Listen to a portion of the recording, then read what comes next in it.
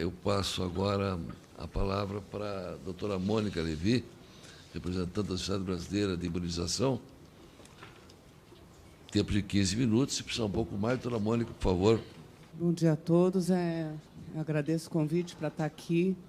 Essa é a nossa situação do dia a dia. A Sociedade Brasileira de Imunizações trabalha muito em parceria com o Ministério da Saúde, com a Saúde Pública, e nós temos atuado assim há muitos anos nessa função de divulgar a importância da imunização e aumentar a taxa de cobertura vacinal. Essa exposição da Franciele eu já vi várias vezes pela Carla Domingues. Aliás, eu tenho feito ela também, né? E a gente sabe que o problema está aí, tem muita coisa para ser falada, para ser melhorada, senão a gente não vai conseguir sair da situação que nós estamos, de surtos desnecessários e mortes desnecessárias, quando a gente tem como prevenir. Então, é um fato, nós estamos com baixas coberturas, o que tem ocasionado muitas doenças que são imunopreveníveis. De acordo com os dados do Ministério da Saúde, como já foi apresentado, todas as vacinas obrigatórias da infância estão abaixo da cobertura, que dirá dos adultos, é que a gente não tem um monitoramento nas outras faixas etárias e nos pacientes especiais, que é muito pior ainda. Esse dado aqui, Franciele, até gostaria de chamar a atenção, que me passaram aqui, é de um mês depois do teu dado, que eu vi que o seu é de julho. Inclusive, o BCG, que eu acho que faltou, né, você colocou como 96%, o dado aqui de agosto de 2018, né, do dia 16, agora, já caiu para 76% por falta da vacina. Quer dizer, esse é um outro importante problema, né, não faltar o imunobiológico. Então, muita coisa que a Franciele apresentou aqui, eu também tinha trazido. Falta de percepção do risco de doenças infecciosas é um importante fator dessas causas multifatoriais. A gente brinca que as vacinas elas são vítimas do próprio sucesso.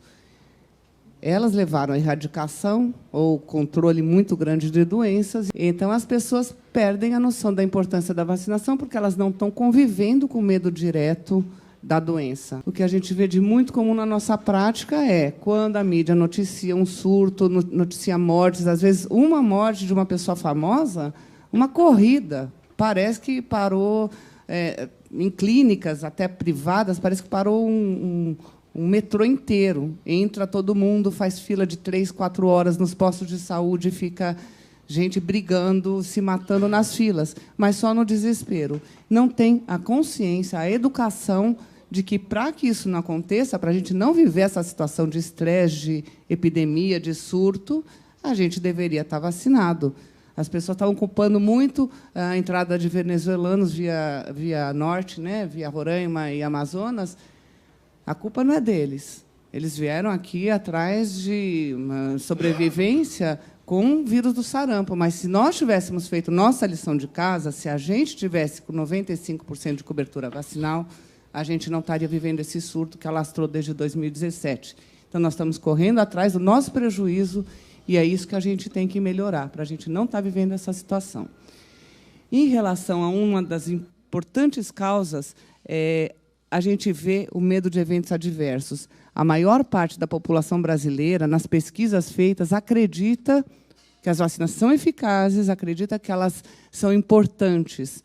A gente tem, mais ou menos, em média, 20% nessas pesquisas que referiram hesitância. Não sabe se confiar muito, não sabe se elas são seguras, e essas pessoas que estão nesse limbo, aí, nesses 20%, é onde a gente tem que trabalhar. Eles são os responsáveis pela queda, né? De um modo geral, o Brasil foi sempre um país de sucesso. A gente é um país que foi realmente exemplo mundial, tanto do calendário quanto de conseguir a credibilidade e adesão da população nas nossas vacinas. E nós estamos vivendo um cenário diferente agora, e é preciso a gente reverter para o nosso cenário anterior, né? Questões estruturais e logísticas já foi colocado. Acho importante a gente discutir aqui a falta de capacitação profissional, falta de recomendação. Os profissionais da saúde não conhecem vacina, não sabem falar de vacina, e as pessoas elas são muito motivadas pela orientação do médico. Outra coisa, quem está na frente, nas unidades de saúde, são as enfermeiras e auxiliares, atendentes de enfermagem, e elas não conhecem vacina, elas são aplicadoras e são elas que estão dando informação. São informações contraditórias que geram insegurança, geram medo e desconfiança. Quando você recebe uma informação aqui e outra ali, você não tem aquela credibilidade no profissional que está te atendendo. Aqui é um estudo, depois a gente pode até mostrar aqui, um estudo, esses que eu falei, de estudos aqui mundiais e brasileiro em relação à credibilidade na vacinação. Então, a gente vê aqui, de um modo geral, que nas pesquisas brasileiras, dos entrevistados, 87% referiu que confia muito nos médicos e enfermagem como orientadores, como orientação sobre vacinação. São poucos os hesitantes. Esses hesitantes são mais a população jovem, que é sujeita a fake news, que se informa muito pelas redes sociais, corre o WhatsApp de grupos, com uma fake news, voa essa informação. E essa população de pais mais jovens, que não vê a doença, essa população hoje que não conviveu com gente paralítica, não conhece o sarampo, está conhecendo agora nessa situação, mas eles perderam o medo, eles não sabem o que é pólio. Eles não sabem um monte de doenças que foram controladas, eles não vivenciaram. Então, a importância de vacinar seus filhos muda. Então, vamos lá. Eu acho que, em vez da gente ficar tanto no problema, a gente precisa conhecer o problema a fundo para a gente poder criar as melhores estratégias de intervenção. Então, a estrutura de saúde nos municípios, como o Ministério da Saúde pode ajudar, acho que isso daí eu vou deixar para a Adriana estar comentando, capacitação. A gente sabe o que um evento adverso mal conduzido pode causar. O maior erro que a gente vê no sistema de informação, o maior erro em vacinação o evento adverso mais comum é o erro. Vacina errada, aplicada em local errado. Por exemplo, rotavírus é uma vacina dada oral. Enfermeira que estava injetando nas crianças um rotavírus. Isso não pode acontecer. A gente não pode se dar o luxo de ter esse tipo de erro grotesco, que isso cai na boca do povo, eles perdem a confiança no sistema. Então, o treinamento dos profissionais que atuam nas salas de vacinação tem que ser melhorado. Isso eu acho que é uma coisa que está muito ruim ainda no Brasil.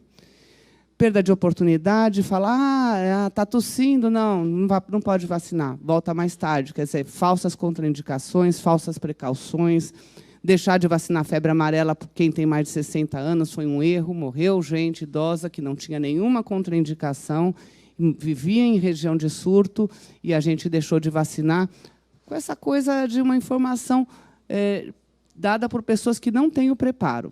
Eu sei a dificuldade que é no Brasil, a gente tem 360 mil salas, é isso, de vacina? Você imagina isso espalhado por toda a população, como é que a gente consegue um bom treinamento de todo mundo que vai estar lá na linha de frente, orientando. Por outro lado, a gente sabe que não vamos conseguir fazer que todo mundo saiba a fundo teoria, mas a gente tem que ter protocolos melhores para atuar aí, porque a gente tem contraindicado errado, tem feito em pessoas que tinham contraindicação, e essas coisas caem na mídia e prejudicam a confiabilidade. A comunicação tem que ser objetiva, tem que ser clara, tem que ser segura e tem que ser coerente. Não pode um posto falar uma coisa, outro posto fazer outra coisa. Eu tenho uma amiga, essa semana, ela me mandou um WhatsApp. Ela falou, Mônica, eu tomei uma vacina de sarampo e me mandaram fazer daqui um mês outra porque eu não tinha carteirinha. Aí eu fui tomar, falaram que não, que na minha idade é dose única, que não era para eu tomar. O que eu faço? Foi o mesmo posto, entendeu? O posto que marcou um retorno em um mês. Quando ela foi, falou que não era para ter feito, porque ela não tinha idade para fazer 2 doses. Então, esse tipo de informação contraditória prejudica a confiança no nosso sistema de saúde.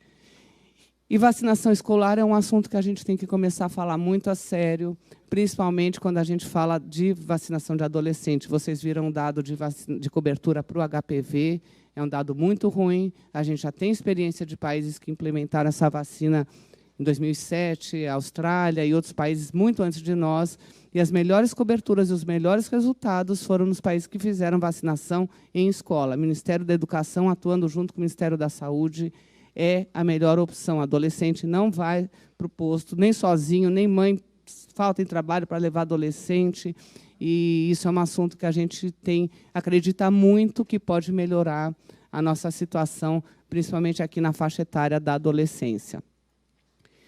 Então, assim, a SBIM, qual é o meu orgulho? Eu estou aqui no lugar do Dr. Juarez Cunha, ele é o presidente, mas nós trabalhamos muito juntos, estamos sempre juntos em todas as atividades, então me sinto em condição de representá-lo.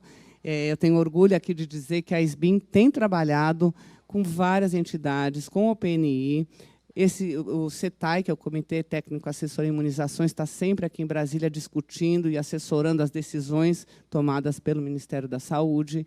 A Fiocruz, nós trabalhamos muito com a Sociedade de Especialidades Médicas. Eu não estou culpabilizando apenas o mau treinamento na rede pública. A rede privada é terrível. Os médicos de especialidades não conhecem vacina. São poucos. Os pediatras, basicamente, alguma noção. E alguns outros especialistas, como ginecologistas, foram obrigados a saber um pouquinho de vacina, com a entrada da vacina do HPV, com a tríplice acelular por conta da coqueluche, que é uma vacina obrigatória. Então, eles tiveram que se aprofundar um pouco, porque virou obrigatoriedade na recomendação. E os geriatras, que eu acho que também é uma especialidade que hoje prescreve vacina, entende um pouco, por causa das vacinas de pneumococo, de influenza. A gente tem visto até de certa maneira, essa especialidade. Mas as outras, principalmente os que cuidam dos pacientes especiais, não recomendam.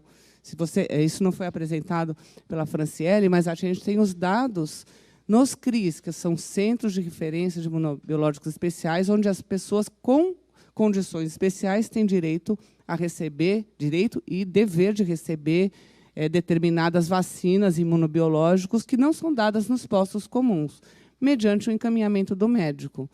Exemplo, diabético. As taxas de cobertura de vacina para diabético estão péssimas. Transplantados, pacientes portadores de diversas doenças que teriam preenchem os critérios dos CRIs para receber os imunobiológicos, eles não vão porque eles não são orientados pelos médicos que cuidam deles, eles não sabem. Então, o desconhecimento da população e dos médicos que deveriam estar na frente disso é um problema bem grave. A gente acabou de fazer agora, já existia o calendário de vacinação dos pacientes especiais. É uma comissão da SBIM, mas todo mundo que trabalha nos CRIs, são 7 CRIs que estavam junto com a gente. Inclusive, vamos ter uma reunião mês que vem, junto com os CRIs, para esses calendários funcionarem na prática. Não adianta estar no papel ou na internet, mas os médicos não manipularem e não se utilizarem deles. Saiu agora, faz uma semana que saiu o calendário dos pacientes especiais da SBIM, mas com o aval do pessoal que trabalha aí nos CRIs, na saúde pública. E nós também trabalhamos aí até com sociedades internacionais. Esses calendários da SBIM são utilizados pela América Latina. O site da SBIM está pela OMS, a gente está na VSN, que é o Vaccine Safety Network. É um órgão criado pela OMS que monitora as informações na internet. A ideia é de que as informações corram pela internet. É uma via hoje que a gente não tem como fugir, mas que sejam informações corretas.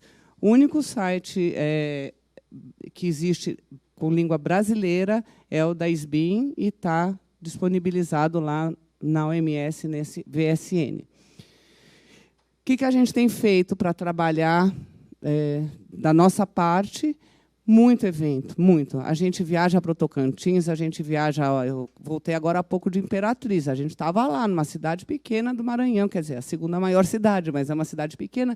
Lá a gente viaja fazendo eventos teóricos, práticos. As enfermeiras vão junto, elas fazem vacinação prática para treinar a enfermagem de lá também. A gente tem... eu acho que incontáveis, mais de 150 é brincadeira. Eu diria que deve ter mais de 1.500 eventos realizados ao longo desses anos, entre jornada, curso, simpósio, cursos online, que é uma estratégia boa. Tem gente que não consegue com cursos presenciais, mas que faz os cursos e elogia e se sente mais capacitado.